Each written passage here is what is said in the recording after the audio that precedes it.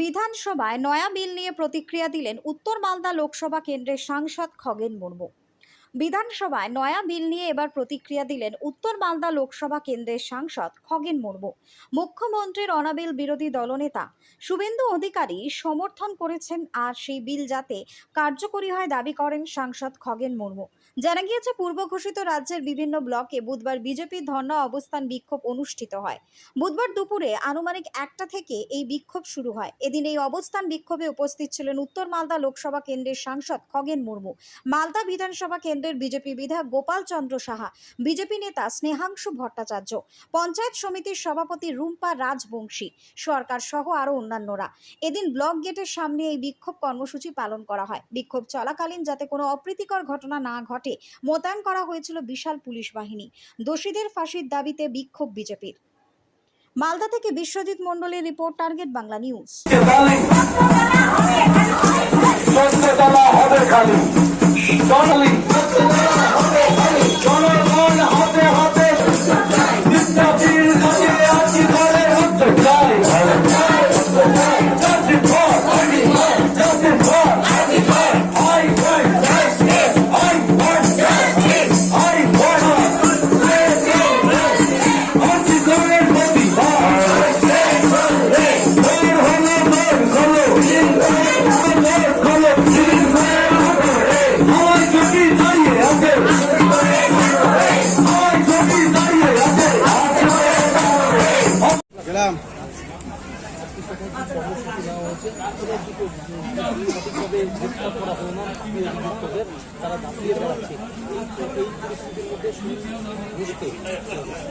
আমরা আজকে ওলমালদা ব্লকে আমাদের ভারতীয় জনতা পার্টির 5টা মণ্ডলের সমস্ত কার্যকর্তা পদাধিকারী তারা একসঙ্গে এখানে অবস্থান সবাই উপস্থিত আছেন। আমাদের এখানকার সম্মানীয় বিধায়ক মাননীয় গোপাল চন্দ্র সাহা তিনি উপস্থিত রয়েছেন।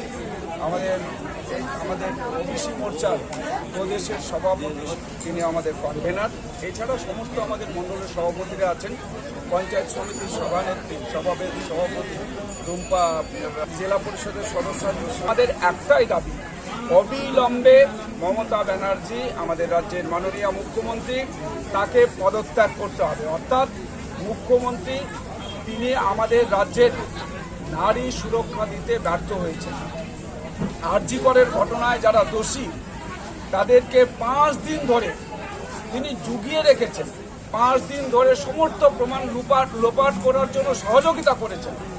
আমাদের রাজ্যের মুখ্যমন্ত্রী তিনি স্বাস্থ্যমন্ত্রী, তিনি হচ্ছেন স্বরাষ্ট্রমন্ত্রী। উনি আবার চাইছেন যে ফাঁসি চাই। গতকাল যে আমরা বিধানসভায় দেখলাম একটা নাটক উনি করেছেন, আমরাও চাইছি উনি যা করেছেন নাটক করুন আর যাই করুন। ওনার একটা ভঙ্গি যা দেখা গেছে, পশ্চিম বাংলার বাইরে তিনি অন্যান্য রাজ্যের কথা বলেছেন, কিন্তু তার রাজ্যে যে সমস্ত ঘটনাগুলো ঘটেছে, আর উনি আরজি করের ঘটনাতে তিনি 5 দিন ধরে কি করছিলেন, পুলিশকে দিয়ে যত রকমের এখানকার যে যা এখানকার প্রমাণ ছিল সমস্ত কিছু লোপাট করিয়েছে। আজকে কোথায় এখানকার যিনি আমাদের যে এখানকার যে পুলিশ তার কর্তা কোথায়? কেন লুকিয়ে বেড়াচ্ছেন, কেন পালিয়ে বেড়াচ্ছেন? অর্থাৎ পুলিশকে দিয়ে যত রকমের অকাজ কুকাজ তিনি করিয়েছেন। আজকে আমাদের সারা রাজ্যে ভারতীয় জনতা পার্টির পক্ষ থেকে আমরা প্রত্যেকটা ব্লকে 341টা ব্লকেই আমাদের এইরকম অবস্থান হচ্ছে, যেখানে আমাদের ভারতীয় জনতা পার্টির সমস্ত কার্যকর্তা পদাধিকারীরা আছেন। আমরা চাই অবিলম্বে দোষীদের গ্রেপ্তার আমরা চাইছি, এবং মমতা ব্যানার্জির আমরা পদত্যাগ চাইছি। উনি ফাঁসির জন্য এখানে একটা আইন বিল পাস করেছেন, আমরা তাতে সাপোর্ট করেছি। আমরা বলেছি ঠিক আছে, এতদিন পর যখন তার একটা মতিভ্রম হয়েছে, তিনি আজকে যখন এটা বুঝতে পেরেছেন যে সারা রাজ্যের মানুষের চাপ আছে, সারা দেশের মানুষ মমতা ব্যানার্জিকে আজকে আঙুল দেখিয়ে বলছেন যে একমাত্র রাজ্যের প্রাণ কেন্দ্র আমাদের রাজ্যের যে রাজধানী, সেখানে একজন কর্মরত একজন ডাক্তার তিনি খুন হলেন। তার কোন রকম খুনির কোনো বিচার হলো না। তারপরে সিবিআইকে কোর্টের মাধ্যমে, কোর্ট থেকে সিবিআইকে তার দায়িত্ব নিতে হয়েছে। আজকে সরাসরিভাবে এখানে পুলিশ এই খুনিদের সাহায্য করছে, মুখ্যমন্ত্রী সাহায্য করছেন। তাই আমরা মুখ্যমন্ত্রীর পদত্যাগের দাবি করছি যত দ্রুত সম্ভব। সন্দীপ ঘোষ অ্যারেস্ট হয়েছে, আজকে অ্যারেস্ট হয়েছেন, ওই কেসে এখনো পর্যন্ত করা যায়নি, অর্থাৎ তার তো প্রমাণ এখনো পর্যন্ত উনি ভাবছেন সব তো লোপাট করে দিয়েছি। উনি ফাঁসি চাইছেন, রাজ্যের মুখ্যমন্ত্রী উনি বলছেন ফাঁসি চাই। আজকে প্রমাণ লোপাট করার পর উনি ফাঁসি চাইছেন। আজকে সিবিআই তা তদন্ত করছেন। আমরা জানি যতই এখানে লুকাবার চেষ্টা করুন, যতই তিনি এড়ানোর চেষ্টা করুন, দোষীকে খুঁজে বার করবে সিবিআই।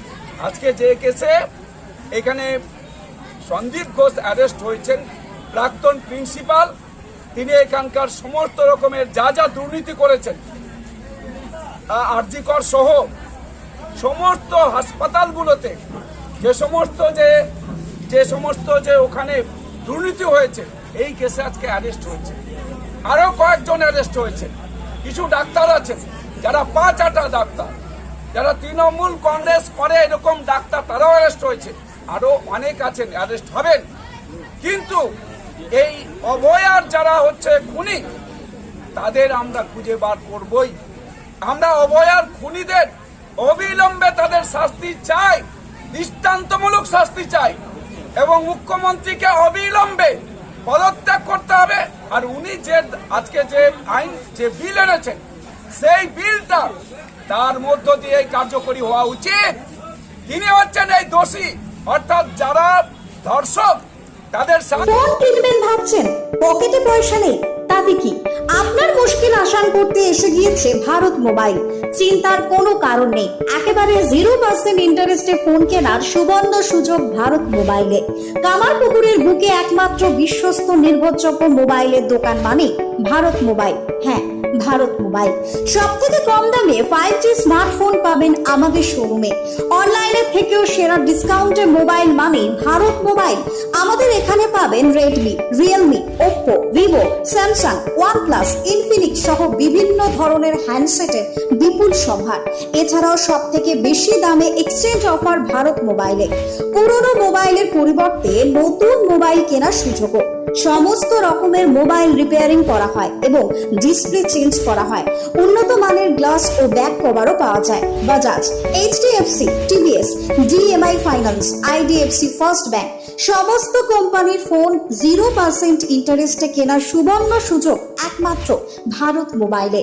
আমাদের ঠিকানাটি হলো কামারপুকুর চটি, ঘাটাল রোড, হুগলি। আমাদের সাথে যোগাযোগের নম্বর 7908104191 অথবা 7908907011। প্রোপাইটার শেখ আজাদ আলী।